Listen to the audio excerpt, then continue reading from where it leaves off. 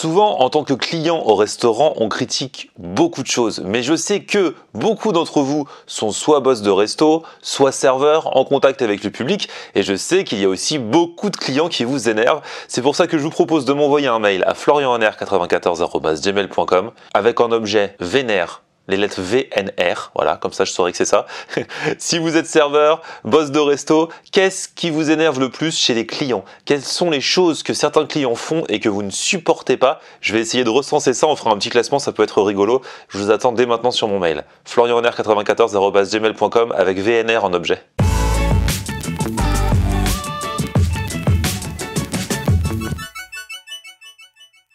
Salut tout le monde, bienvenue, nouveau vlog aujourd'hui. Aujourd'hui je suis vers Château d'Eau, rue du Faubourg Saint-Denis ici à Paris. J'ai déjà fait pas mal de vidéos depuis le début de mes vlogs dans ce coin parce qu'il y a plein de trucs à manger, plein de concepts, c'est melting pot, voilà, il y a plein de trucs dans tous les sens.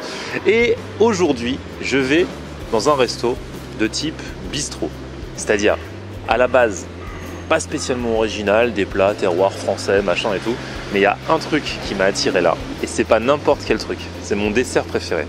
Vous savez que j'adore les profiteroles, enfin, il paraît qu'il faut dire profiterole, moi j'ai toujours dit profiterole donc je vais continuer comme ça. Bah eux ils font une maxi profiterole, genre géante, normalement c'est à partager pour deux tu vois.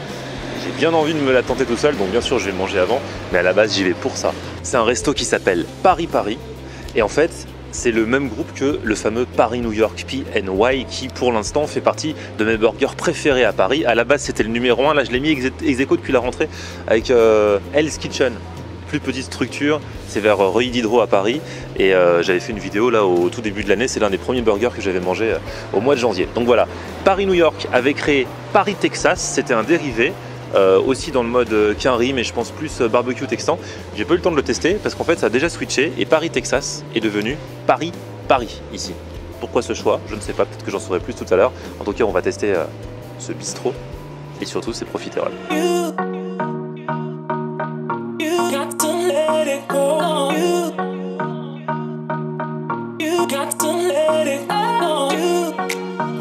Je vous présente Nicolas. Bonjour. C'est le chef. Donc en fait, c'est les grands classiques de la cuisine bistrot. Exactement. Très simple, fait maison, pas de chichi, du bon produit, bien sélectionné, bien sourcé. Voilà, on travaille avec des producteurs directs et on cuisine tout maison, donc on se fait plaisir un peu. Moi j'avoue, hein, je l'ai dit en intro de ma vidéo, j'ai repéré le dessert déjà, parce que moi mon dessert préféré c'est les profiteroles. Ouais. Et ici j'ai vu en plus profiterole, maison, machin, nanana, en version maxi, normalement c'est pour deux. Mais il y en a plein qui mangent tout seul. Ah ouais c'est vrai. On a des gourmands. J'essaierai tout à l'heure. Il y a des trucs que tu conseilles? J'ai fait un petit caprice, du coup j'ai mis l'œuf mayonnaise à la carte, c'est un petit caprice à moi que j'adore, donc voilà, classique mais bonne mayonnaise maison. Ouais. La poreuse grébiche, hein, c'est un classique qu'on voit très peu, mais du coup qui est juste c'est très bon, c'est frais, ça fait du bien.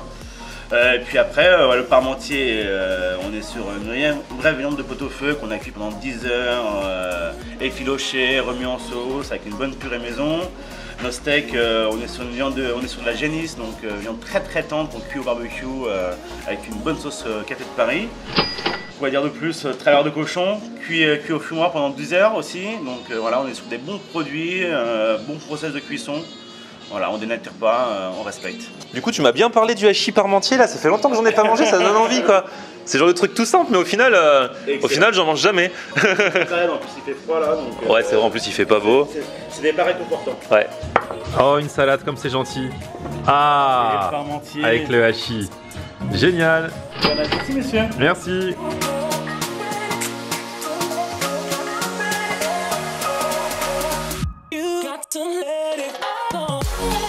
Il a l'air bien stylé ce hachis parmentier là. Franchement, pour le coup, c'est un plat tout simple.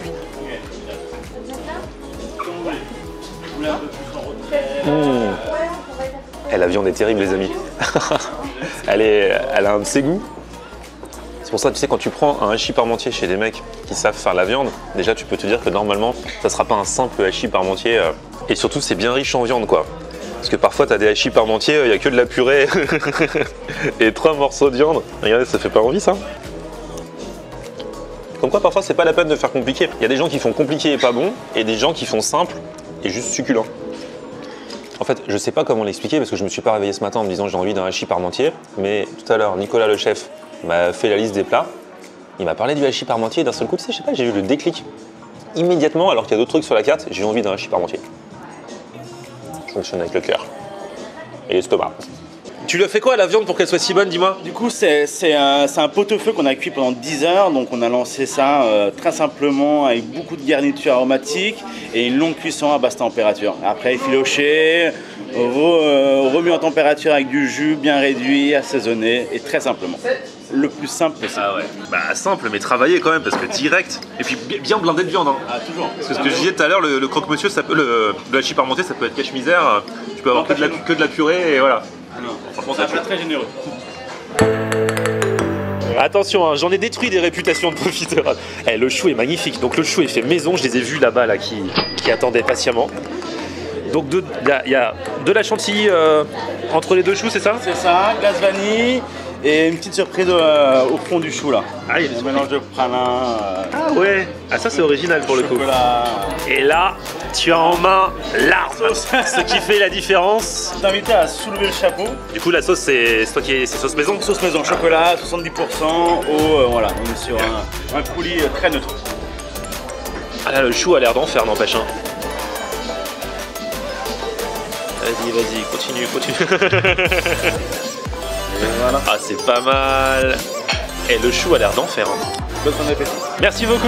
Rien que le chou déjà, il est magnifique. T'as mis quoi dessus? C'est pas un chou comme on a l'habitude? Non, du coup on est sur une pâte à choux très classique en dessous et on a mis un craquelin, ce qu'on appelle un craquelin dessus. Donc c'est un mélange de sucre roux, farine et beurre. Donc il va nous donner tout ce côté croustillant et qui va avoir un roux très uniforme, très joli, très gourmand à l'œil en fait.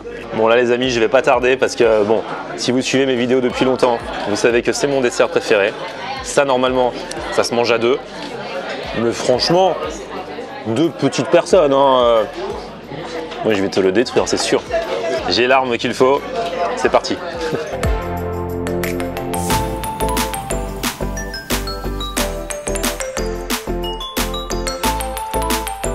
J'ai rien que la sauce chocolat. J'ai bien fait de taper dedans. Elle est franchement pas mal. Et la texture du chou, franchement c'est une trop bonne idée. Cette texture du chou avec le craquelin dessus, c'est un truc de ouf. Là la chantilly est à l'intérieur. Bon la chantilly je pouvais m'en passer parce que je suis pas spécialement fan de chantilly. La glace m'aurait suffi. Mais ça passe bien là. Mais je comprends pas parce que normalement quand on commande des profiteroles on a 3 choux. Là il y en a qu'un.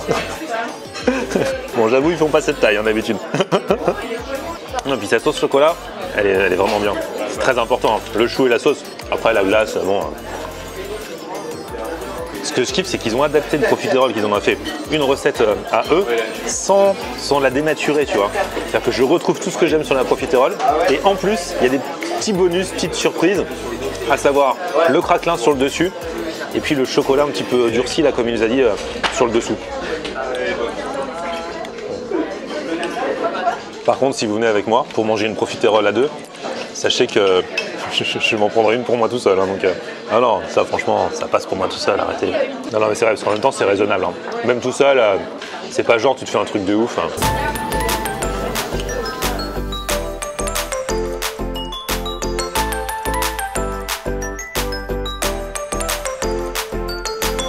La glace est super bonne elle aussi. Et puis alors, voilà, ce que je vous montrais tout à l'heure, la petite différence. Sous le chou, encore du chocolat, mais différent. Pas en sauce et ça croque sous la dent. C'est une tuerie. J'avoue, ces derniers temps, j'ai eu quelques déceptions au niveau profiterole parce qu'il ne faut pas me la faire à l'envers. Mais là, celle-ci, franchement, elle est remarquable. C'est le high level, c'est de la compétition là. Il ose me demander si j'ai mangé tout seul. Un petit chou comme ça, attends, tu crois quoi? Bien sûr que je le mange tout seul. C'est rare de prendre ça tout seul en plus. C'est vrai? Ah bien sûr. Ah si, moi je mange ça tout seul et franchement, bien joué parce que vous l'avez customisé tout en respectant les bases de la profiterole. Le classique. Et donc c'est génial. Le petit croquant au chocolat qui est en dessous. C'est la surprise. Le craquelin sur le chou. Alors franchement, il est vraiment, pour moi, il est profiterole de compète. Merci beaucoup. Avec plaisir, merci à toi. Le relais avec de la vraie vanille de Madagascar. Hein, on a des vrais gousses, on utilise de la vraie vanille. Au prix de la vanille en ce moment c'est très rare, donc voilà, on s'est fait plaisir. Et on accompagne ça avec une nougatine maison, pareil vanillé, et une chantilly au caramel. On va encore beaucoup. Toi tu rigoles pas toi. Bon, je termine sur le petit riolet quand même, hein, parce que ce chou était si petit. Très très bon. La proposition de la carte est simple, c'est que des plats à la base simples, mais la réalisation du truc est super bien faite et super qualitative en fait. Le bilan de cette histoire, c'est que franchement, alors bon, le hachis parmentier très bon, profiterole, l'une des meilleures que j'ai mangées ces derniers temps. Ils disent que c'est pour 2, bon pour les petits appétits, comme je vous l'ai dit, moi je trouve que pour 1, ça fonctionne bien. Et du coup, comme je trouve que pour 1, bien qu'elle soit maxi, ça fonctionne bien, je trouve que le prix de 12 € est peut-être un peu élevé, mais franchement, mon amour des profiteroles fait que je pourrais revenir régulièrement les prendre, ne serait-ce que pour mon goûter, le masqué-là. Parce qu'en fait, ok, c'est un peu élevé, mais c'est un peu plus qualitatif que les profiteroles que j'ai pu manger un peu partout ailleurs, ne serait-ce que par le fait qu'ils aient mis leur touche au chou, aussi bien sur le dessus que sur le dessous. Donc effectivement, bon, c'est peut-être un peu cher, ça peut paraître cher, mais le truc est vraiment travaillé, le chou est maison et ça peut s'expliquer comme ça. En tout cas, l'adresse c'est Paris, si vous passez dans le coin, vous pouvez y aller. Des plats classiques, mais faits de très bonne façon. L'adresse dans la barre d'infos, voilà, et puis un petit pouce vers le haut si vous avez kiffé cette vidéo.